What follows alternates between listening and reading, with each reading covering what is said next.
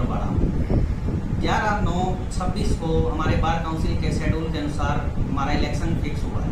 तो उसी इलेक्शन को लेकर हमें एक लेटर बार काउंसिल ने भेजा कि ऑफिस पीरियड एफिडेविट कलेक्ट करके इलेक्शन करवाएं। तो हमारे प्रधान सेक्रेटरी ने कोई संज्ञान नहीं लिया इस बारे में। तो मैंने बार काउंसिल के शेड्यूल के अनुसार एफिडेविट कलेक्ट करके और इलेक्शन की प्रक्रिया जारी की।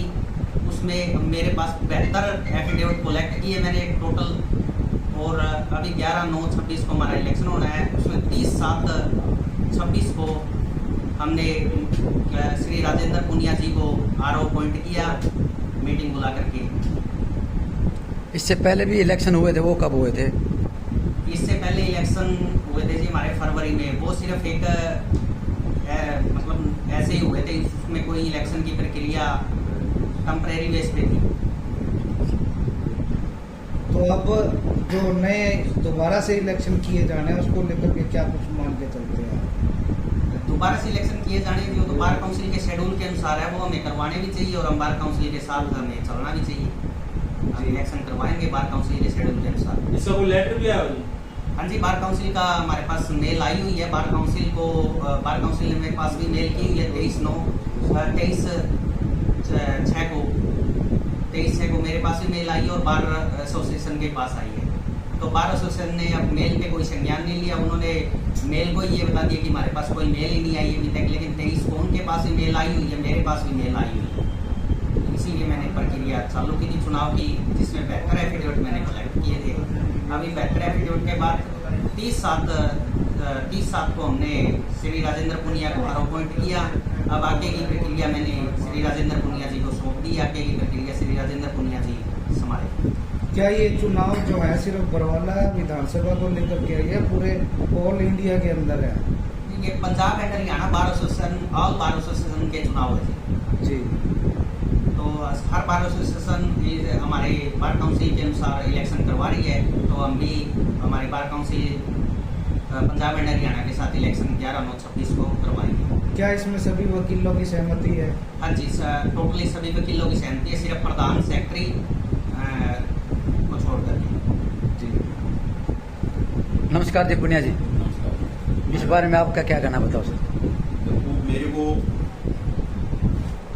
ट्रेजरर भाई दीपक मसीह ने 30/7 को मीटिंग करके पूरी मीटिंग में इलेक्शन का आरोप किया है जो 11/9/2026 को होने हैं। इस संबंध में 11/6/2026 को बार काउंसिल ने एक लेटर जारी करके इलेक्शन से संबंधित शेड्यूल जारी किया था।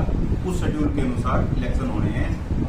तो ये एफिडेविट सौंपे हैं, कार्रवाई सौंपी है, तो उसी के आधार पर मैं अगला अपना कार्यक्रम कर रहा हूँ।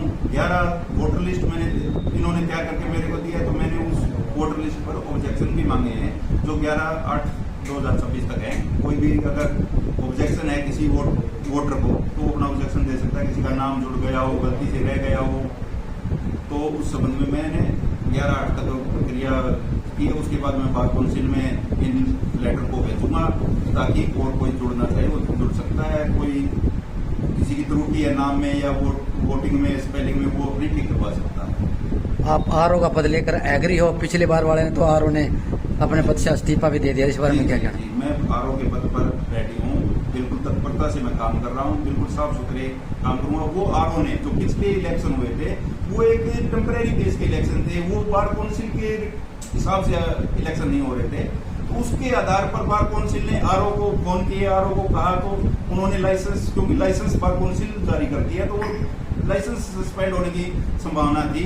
तो बार काउंसिल के साथ हम टकराना नहीं चाहते थे, तो इसलिए पहले विपिन कपूरिया जी आरओ बने, उन्होंने समय पर अपना रिजाइन कर दिया कि मैं आरओ नहीं रह सकता, क्योंकि मैं अपना लाइसेंस सस्पेंड नहीं करवाना चाहता। उसके बाद में संजय लोहिया जी को बनाया, वो भी एन मौके के ऊपर अपना रिजाइन कर गए थे।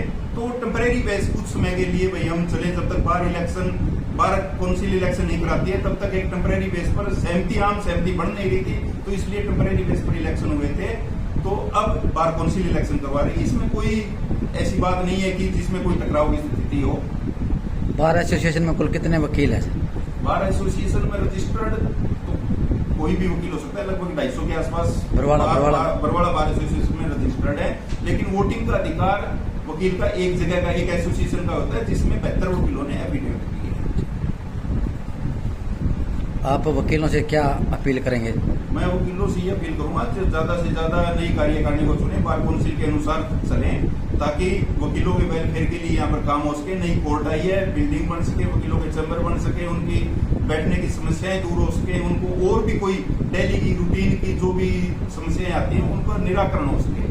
जो पिछले पदाधिकारी चुने गए एसोसिएशन है वो क्या वैलिड नहीं है क्या? वो कैसे? वो उनके पास कोई आज तक कोई भी ऐसा उनको सर्टिफिकेट भी नहीं दिया गया कि आप प्रधान है, आप वाइस प्रधान है। केवल एक हमारे अंदर नॉमिनेटेड मानी है, वो केवल और केवल एक नॉमिनेटेड की तरह काम कर रहे हैं, न कि वो एक अथोराइज्ड है।